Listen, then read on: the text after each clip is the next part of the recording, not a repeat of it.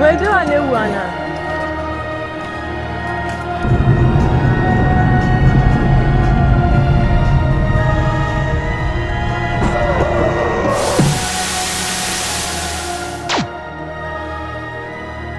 The pain of people living with the scars of road accidents is very real. Fractured bones to shattered livelihoods. Survivors of road accidents do not escape it at all. They have to live with the scars for the rest of their lives. Anytime there's an accident, it falls on the family to actually find a way of actually dealing with their unfortunate relative. If you are dead, you have to be buried. If you are not dead, you'll probably be injured. And how do you get medical attention? If you have dependents, who takes care of them? So at the end of the day, it's a duty for all of us to make sure that insurances that we have are genuine and not fake. 696 people died in the first quarter of 2019, an increase of 17.57% of the 2018 figure. This shows that at least 10 people die daily through road accidents. Ghana loses over $230 million yearly due to road accidents.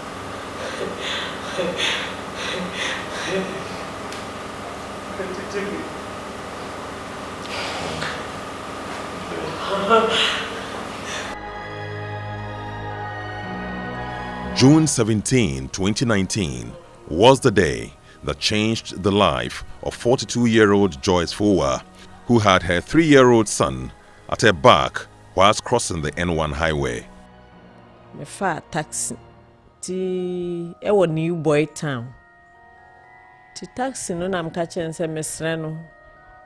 Me ko Kaneshia ko. I was going to Takrade, but I had to do a transit from La Paz to Kaneshi to continue my journey. I picked a taxi from Niboy Town to Kaneshi station at La Paz. No odi mi see e no se mama twemu ha. Nti me so ekwan no na bi ko se. Ebi ba ebi so konto odi mi see ba ko enchen se pavement no eso. No se mi twem na me nko Kaneshi station na wo ho no. Ti wo kire me ana eja mi su mi twem. Minim sene ekwan no emu tetrete kwan no. In fact, at La Paz, the driver asked me to alight in the median of the road and cross to the other side. Whilst I was crossing, I realized that the highway was too wide.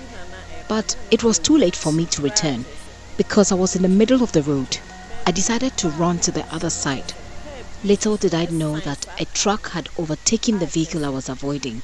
That was when I realized that my life was in danger. I shouted, "God, save me." Yeah, me who baby I me fa me come anim swan.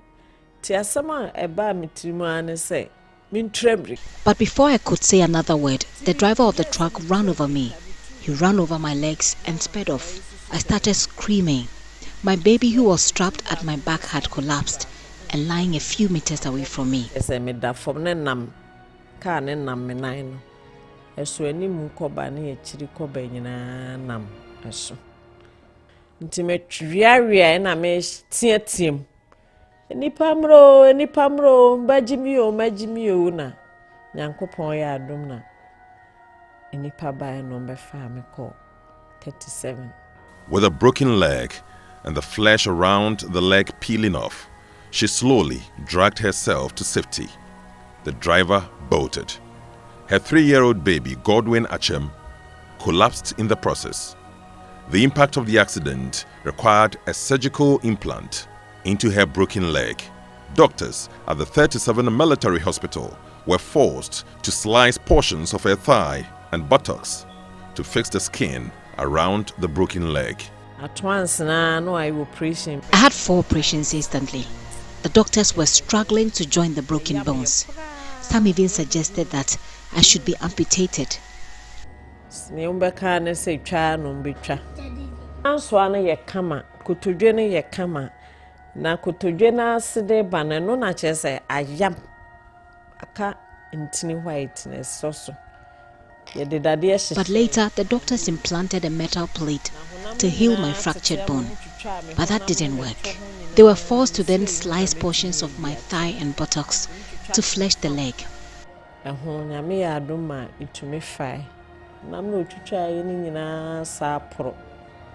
Unfortunately, my leg began to rot afterwards, causing a bad odor. It wasn't easy for me at all. 2 weeks, 3 weeks, operation.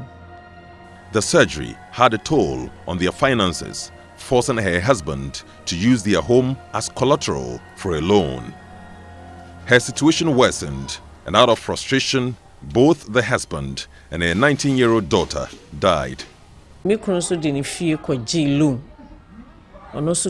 husband used our house as collateral for 200 million cedi loan. Boy, and a babu 600 million. Me kuna adwuma ne mpo, me na me somu. Enti papa no de ahomete. Se me ni ho a. But things were not getting any better. Out of frustration and anxiety, he died. Ena odi free mu. Me baba yanso 19 years girl. Sabri nkono na obesuso mi mu ye friend Selena. Ono so areho ne ahomete nti ono so ewu. Within the next 3 weeks, my 19-year-old daughter also died. My son, who was in his second year in the university, dropped out of school because there was no money. Sometimes I feel like ending it all. Fine boy. The accident na hame. Fat.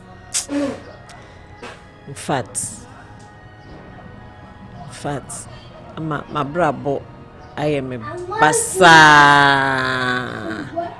But I look at my 3-year-old son and ask myself, should I die? How is he going to survive in this strange world? One a besheno. I just say, it was a metanasi. Her late husband's family accused her of being a witch and sent her packing out of her home. My late husband's family accused me of being a witch, so I was prevented from paying my last respects to him. They drove me out of the house. My personal belongings are still there because I never had the opportunity to pack them. In fact, this world has become a nightmare.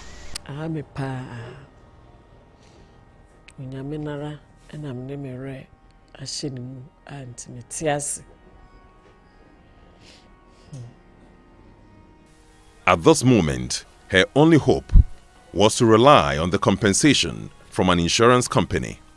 But the insurance of the vehicle, which knocked her down, had expired for 3 years, while the driver was unlicensed. Joyce wanted to commit suicide. Driver no insurance na with 3 years the insurance on the vehicle that ran me over had expired for about 3 years, so the insurance company said they couldn't compensate me.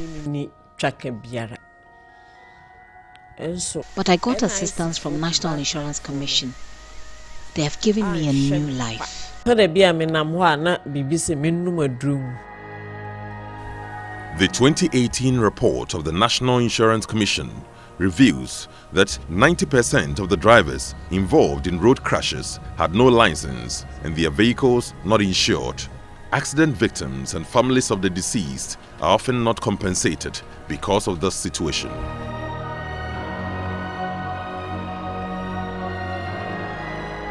It has really destroyed my self-esteem. My legs are now when I'm walking, people look at my legs. You'll be staring at my legs because I'm limping. Yeah, I'm limping. And I'm not able to wear the kind of footwears. I don't know when I'll ever wear a heel.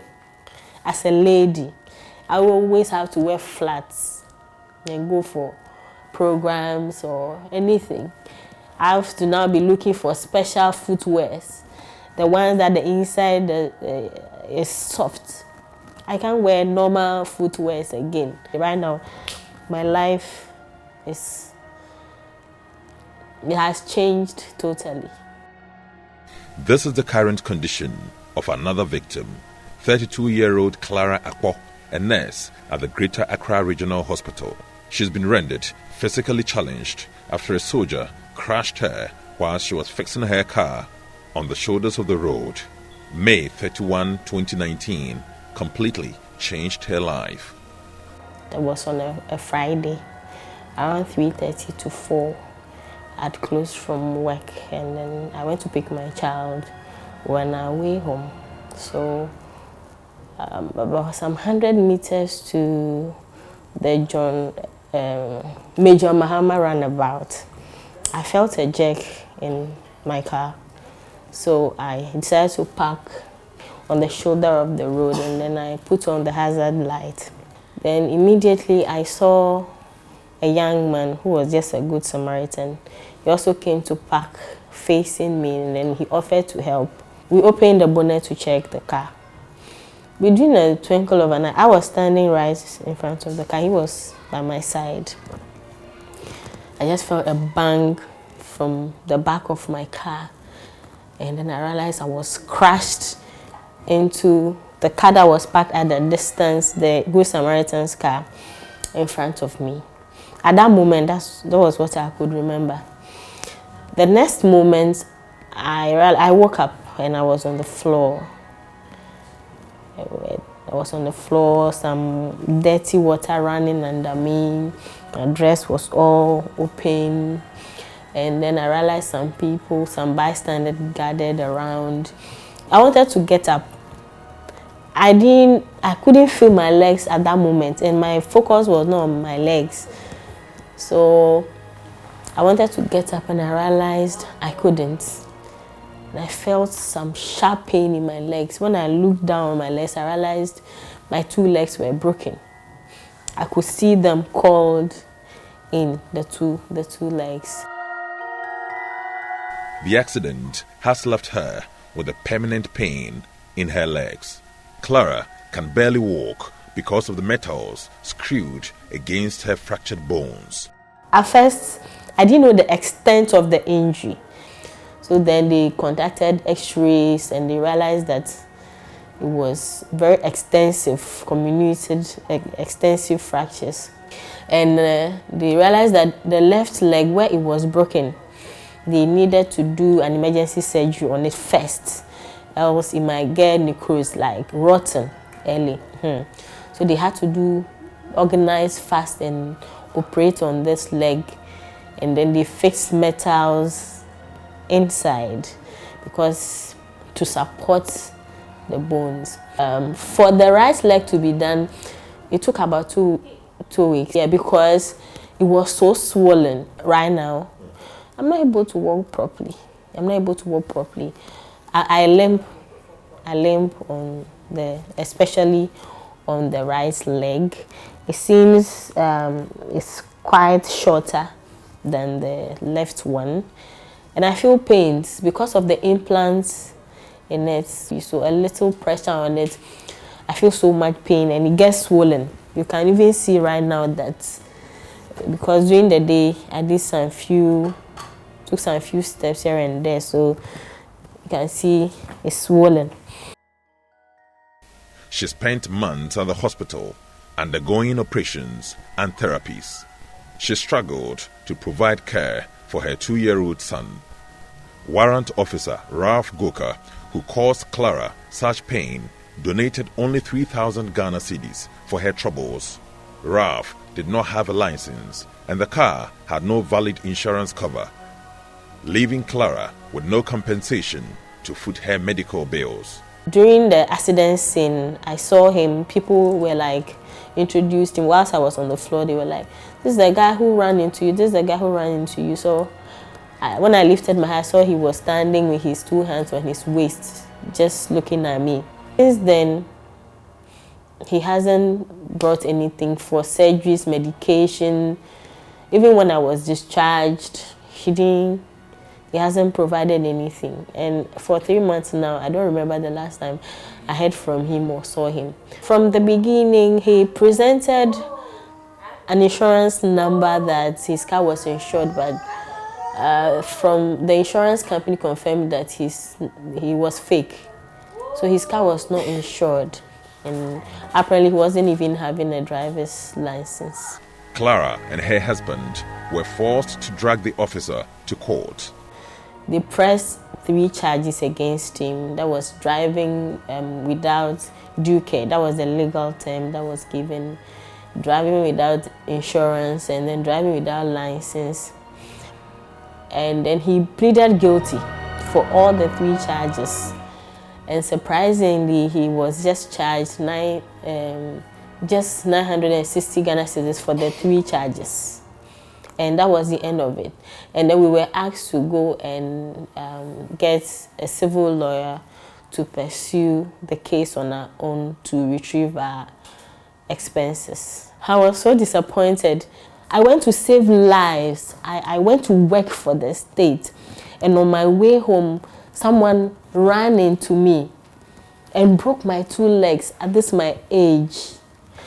And then they said, go and look for the lawyer and fight for yourself.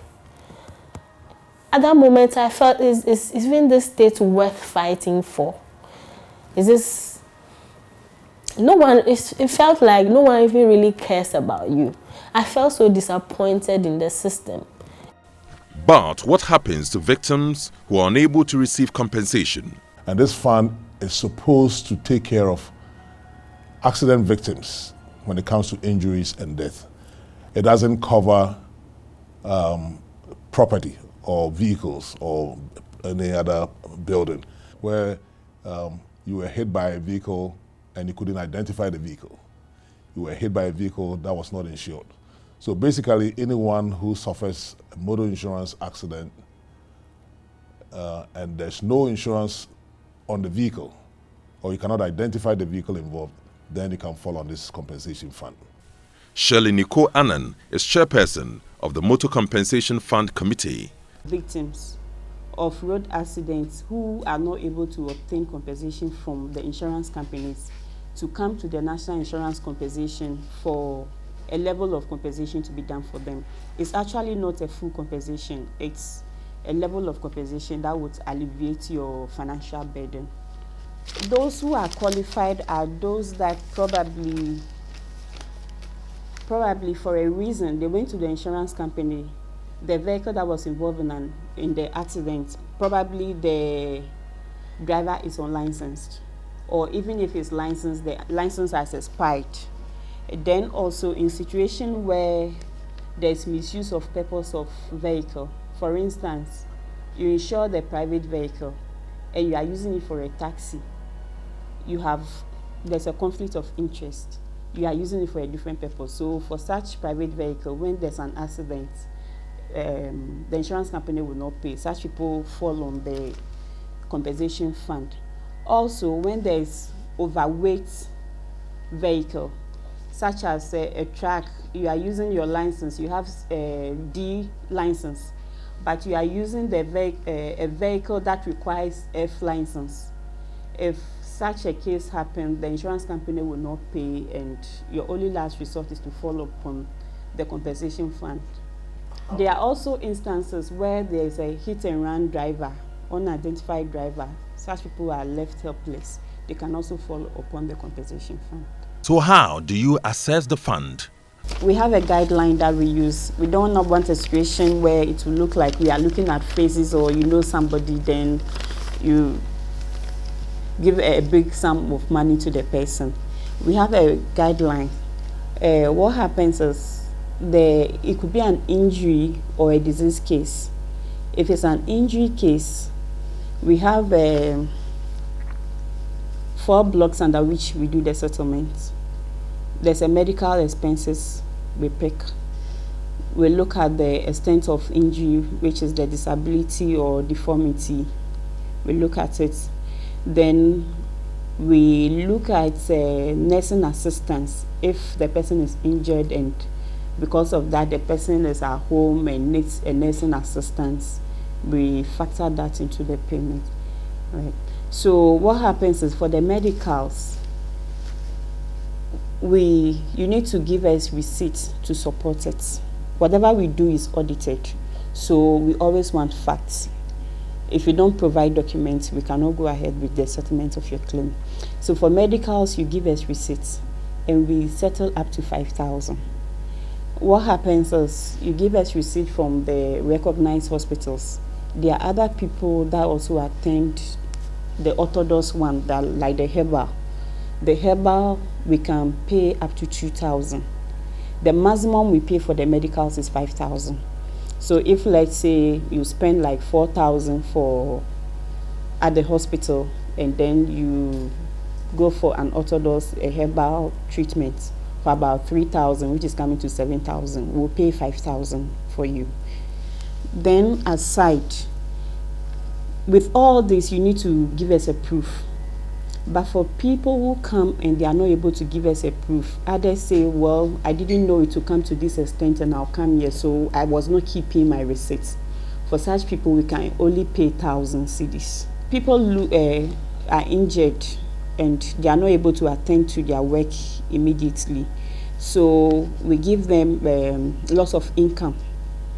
Those that are able to prove with maybe a pay slip, we give them 200 Ghana cedis for a month. And those that could not prove, like students, we give them 100 per month. Drivers and vehicle owners who purchase insurance tickets from roadside vendors continue to fall victim. Justice Ofori is Commissioner of the National Insurance Commission. Last year, we busted a company in, I think, Swedro. They were operating as an insurance company called Sweetel. Sweetel Insurance. We got the Central Regional Police Command from Cape Coast assist us to go and then arrest this guy.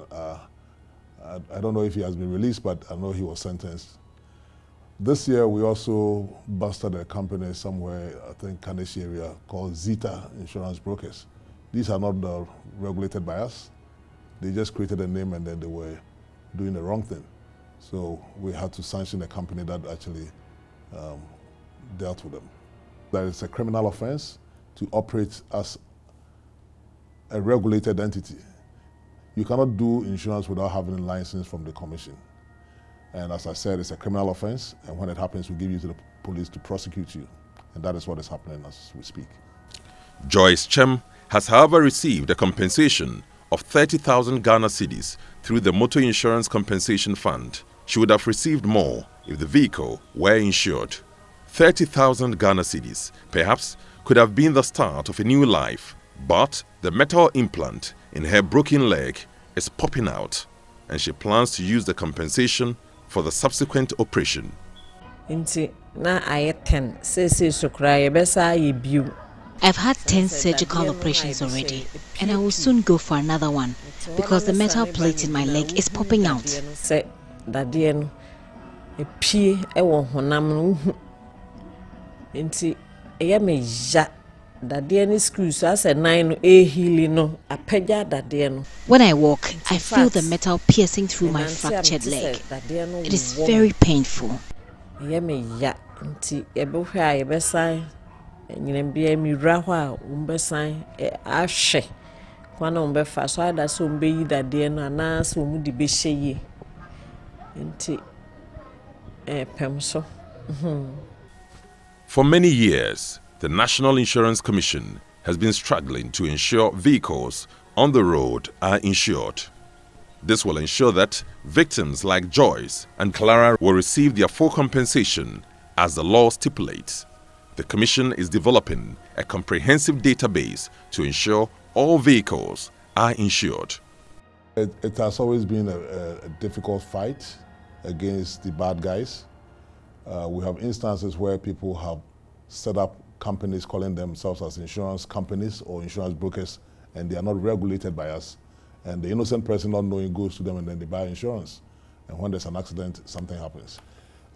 They have nowhere to go. Unless there's a tip-off, normally it's very difficult to actually identify such people. So what the Commission is now trying to do is to establish a new motor insurance database that is going to be managed by the National Insurance Commission. All motor insurance vehicles that are insured in the country would have to hit our database. And in so doing, the public would have access to our database to verify the authenticity of any vehicle that they are going to board. So if you go into your hometown, before you even buy your ticket, you should be able to send the license plate to a short code, and it should give you details of the vehicle, like as to whether the vehicle is insured, the color and the make, so that you cannot just move a license plate and then fix it on another. So even when you buy insurance, you want a situation when you buy insurance, instantly you receive an acknowledgement on your phone, just like you use your ATM. So when this happens, there will be no excuse for buying fake insurance. All this is to protect the policyholder as well as the public. An uninsured vehicle is a moving coffin.